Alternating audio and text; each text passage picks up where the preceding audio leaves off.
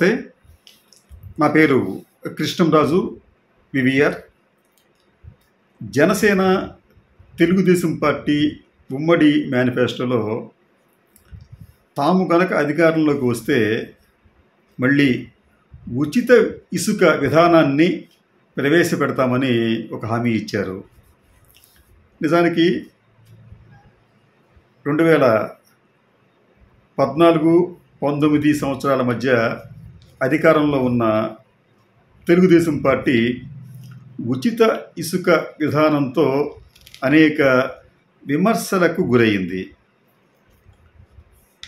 Telugu Desam party శ్రేణులు ఈ ఇసుక విధానాన్ని సాకుగా చూపించి కోట్లాది రూపాయలు దోచుకున్నారని ఒక అపవాదు కాగా, మరో అపవాదు ఏమిటంటే ఉచిత ఇసుక పేరుతో నదీ గర్భాల్లోని ఇసుకను విచ్చలవిడిగా తవ్వి వాటిని విక్రయించుకున్నారు అనేది మరో అపవాదు.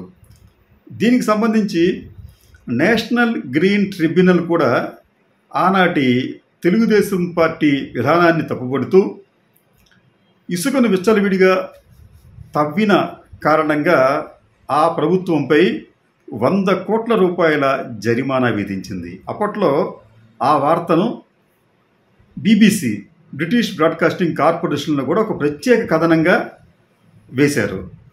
అంటే అంత సంచలనం సృష్టించిన వివాదాస్పదమైన ఉచిత ఇసుక విధానాన్ని చంద్రబాబు నాయుడు గారు మరోసారి ఆంధ్రప్రదేశ్లో తాము అధికారంలోకి వస్తే ప్రవేశపెడతాము అంటున్నారు. అయితే నిజానికి ఈ ఉచిత ఇసుక విధానం ఉచితమేనా, లేకపోతే నేతి బీరకాయలో నేయి ఉన్నట్లేనా అంటే ఇది ఏమాత్రం ఉచితం కాదు. ఎక్కడ అయితే ఇసుకుంటుందో అక్కడ తెలుగుదేశం పార్టీకి చెందిన శ్రేణులు కాపు కాసేవి. ఎవరికన్నా ఇసుక కావాలి అంటే loading contract, unloading contract, transport contract వారిదే అయి ఉంటుంది. వారు చెప్పిన రేటే ఇవ్వాలి. ఒకవేళ ఎవరైనా బిల్డర్ నేనే సొంతగా 10 టన్నుల కెపాసిటీ ఉన్న లారీని తెచ్చుకుంటాను అంటే దానికి అతను కనీసం 3,000-5,000 రూపాయలు లంచం చెల్లించాలి.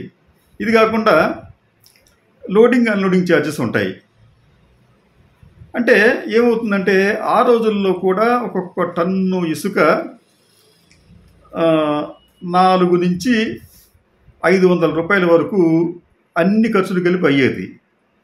కానీ ఉచితం అనే దాన్నే ప్రచారం చేశారు తప్ప ఈ ఛార్జెస్ని బహిర్గతం చేయలేదు చాలామంది. ఎందుకంటే ఇవంతా కూడా అక్రమ వసూళ్లు కాబట్టి ఎవరికాళ్ళు చెప్పుకోకుండా గప్చిప్గా తమకు కావాల్సిన ఇసుకను వెళ్ళేవారు.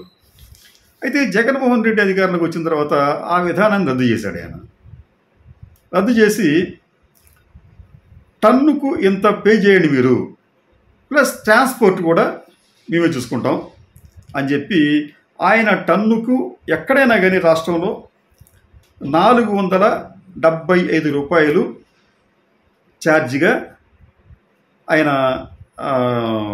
నిర్ణయించారు. అంటే ఒక బిల్డరు ఒక టన్ను ఇసుక కావాలి అంటే అతను ప్రభుత్వానికి ఆన్లైన్ ద్వారా 475 రూపాయలు కడితే సరిపోతుంది. ఆ తర్వాత ప్రభుత్వం అతనికి ఇసుకని అలాట్ చేస్తుంది. ఆ తర్వాత ఈ డిస్టెన్స్ని బట్టి ట్రాన్స్పోర్ట్ ఛార్జెస్ కూడా చెల్లించాలి. అయితే ఇది చాలా పెద్ద ఎత్తున అవకతవకలు ఉన్నాయి. దీంట్లో రేట్లు భరించలేకుండా ఉన్నాయి, ఇసుక రేట్లు దేశంలో అత్యధికంగా ఉన్నాయి అని చెప్పి ప్రతిపక్షాల వారు సహజంగానే ఆరోపణల మీద ఆరోపణలు చేస్తూ వచ్చారు. దీని మీద ఇప్పటివరకు కూడా ఒక స్టడీ జరగలేదు. అంటే నిజానికి ఆంధ్రప్రదేశ్లో ఇసుక రేట్లు ఎక్కువగా ఉన్నాయా అని దాని మీద నిజానికంటే ఈ ప్రభుత్వం స్టడీ చేయించాలి. అయితే వాళ్ళు కూడా ఎందుకో కానీ చాలా విషయాల్లో వాళ్ళు నిమ్మకు నీరెత్తినట్లుగా వ్యవహరిస్తున్నట్లుగా ఉన్నారు. ఫర్ ఎగ్జాంపుల్ ఆంధ్రప్రదేశ్లో డెవలప్మెంట్ లేదని చెప్పి ప్రతిపక్షాలు వారికి అనుబంధంగా ఉన్న ఈ మాధ్యమాలు విపరీతంగా ప్రచారం చేస్తే జనం అదే నమ్మారు. ఇటువంటి సంఘటనలు అనేకం ఉన్నాయి. ఆ తర్వాత ఎప్పుడో వాళ్ళు కళ్ళు తెరిచి అదేంటి మా స్టేట్లో డెవలప్మెంట్ లేకపోవడం ఏంటని చెప్పి అప్పుడు వాళ్ళు డెవలప్మెంట్ మీద ప్రచారం చేస్తే ఇప్పుడు కొంత మార్పు వచ్చింది. అలాగే ఇసుక విధానానికి సంబంధించి కూడా ఆంధ్రప్రదేశ్లో ఇసుక దోపిడీ జరుగుతుంది అన్నదానికి సరైన వాళ్ళు సమాధానం చెప్పలేకపోతున్నారు. రేట్లు ఎక్కువ అన్నదానికి కూడా చిన్న కంపారిటివ్ స్టడీ చేయొచ్చు వాళ్ళు. సరే, దీనికి సంబంధించి మేము ఒక చిన్న కంపారిటివ్ స్టడీ చేసాం. అంటే ఆంధ్రప్రదేశ్లో రేట్లు ఒక టన్ను ఇసుకకు సంబంధించి ధర ఎలా ఉంది, ట్రాన్స్పోర్ట్ ఛార్జెస్ ఎలా ఉన్నాయి, అలాగే పొరుగునే ఉన్న తమిళనాడు, తెలంగాణ, కర్ణాటక, కేరళ ఈ రాష్ట్రాల్లో ఎలా ఉన్నాయి అని చెప్పి కంపేర్ చేస్తే నిజంగా నమ్మశక్యం కానీ ఒక వాస్తవం బయటపడింది. ఈ రాష్ట్రాలతో పోలిస్తే ఆంధ్రప్రదేశ్లో ఇసుక టన్ను ధర చాలా తక్కువ, కానీ ప్రచారం మాత్రం దానికి భిన్నంగా జరిగింది. మీకు అమరావతి నుంచి సుమారుగా ఒక 17 కిలోమీటర్ల దూరంలో ఉండే ఒక ఇంటికి ఒక టన్ను ఇసుకను సరఫరా చేయాలి. దానికి సంబంధించి వారు అప్లై చేసుకున్నారు ఆన్లైన్లో. దానికి వారు పే చేయాల్సింది 475 రూపాయలు ప్లస్ ఈ 17 కిలోమీటర్లకు అయ్యే రవాణా వ్యయం 83 రూపాయలు. అంటే మొత్తం మీద టన్నుకి 558 రూపాయలు పడింది. ఇది మినిమం ఛార్జ్. అదే దూరంగా చూద్దాం. అది కూడా మీకు ఇంకొక ఊరికి వచ్చేటప్పటికి మీకు కే సింగవరం అనే ఊరు ఉంది. ఆ ఊరు ఈ ఇసుక రైచు దగ్గర నుంచి ఆ ఊరికి వెళ్ళాలి అంటే దాదాపు 165 కిలోమీటర్ల దూరం ప్రయాణించాలి. అది కూడా చూద్దాం మనం. అతను ఆ ఊర్లో కే సింగవరం అనే ఊర్లో ఒక వ్యక్తి ఇసుక కావాలి టన్ను అని చెప్పి అప్లై చేస్తే అతను టన్ను ఇసుకకు 475 రూపాయలు ప్లస్ ఈ 165 కిలోమీటర్ల దూరానికి రవాణా ఖర్చుల కింద 809 రూపాయలు పే చేయాలి. అంటే మొత్తం ఎంత ఏంది? 1284 రూపాయలు. అంటే గరిష్ట స్థాయిలో ట్రాన్స్పోర్ట్కి చాలా ఖర్చు అయినప్పటికి కూడా గరిష్ట స్థాయిలో ఒక టన్నుకి కనీస ధర కనీస వ్యయం 558 రూపాయలు, గరిష్ట వ్యయం 1284 రూపాయలు మాత్రమే అని ఎందుకంటున్నానంటే ఇదే ఇసుకను ఇతర రాష్ట్రాల్లో కొంటే మనకి కళ్ళు బైర్లు కమ్మే రేట్లు అక్కడ అమలులో ఉన్నాయి ప్రస్తుతం. ఈ ఉదాహరణకు కర్ణాటకలో రివర్ బెడ్ ఇసుక అంటే మన నదీ గర్భం తీసే ఇసుక అక్కడ ఒక టన్నుకి వాళ్ళు సుమారుగా 2400 రూపాయలు పే చేయాలి. టన్నుకి 2400 రూపాయలు. అదే మీకు 30 కిలోమీటర్ల ట్రాన్స్పోర్ట్ పరిధి కిలోమీటర్లు దాటితే మళ్ళీ టన్నుకు 1200 రూపాయలు పే చేయాలి. అది కర్ణాటకలో ఉన్న ఒక సిస్టమ్. అది బెంగళూరుకి వచ్చేటప్పటికి బెంగళూరులో కూడా టన్ను దాదాపు 3000 రూపాయల ధర పలుకుతుంది ప్లస్ ట్రాన్స్పోర్ట్ కాస్ట్ అదనం. అంటే 3000 రూపాయలు ప్లస్ టన్నుకు ఒక 1000 రూపాయలు అనుకున్న తక్కువ. అంటే టన్నుకు 4000 పే చేయాలి కర్ణాటకలో, బెంగళూరులో అయితే. కానీ వేరే ఏపీకి వచ్చేటప్పటికి గరిష్ట స్థాయిలో మీకు ట్రాన్స్పోర్ట్ మనం పే చేసేప్పటికి కూడా ఇక్కడ మనం పే చేస్తుంది కేవలం 1284 రూపాయలు మాత్రమే. ఇక మనం కేరళ చూద్దాం.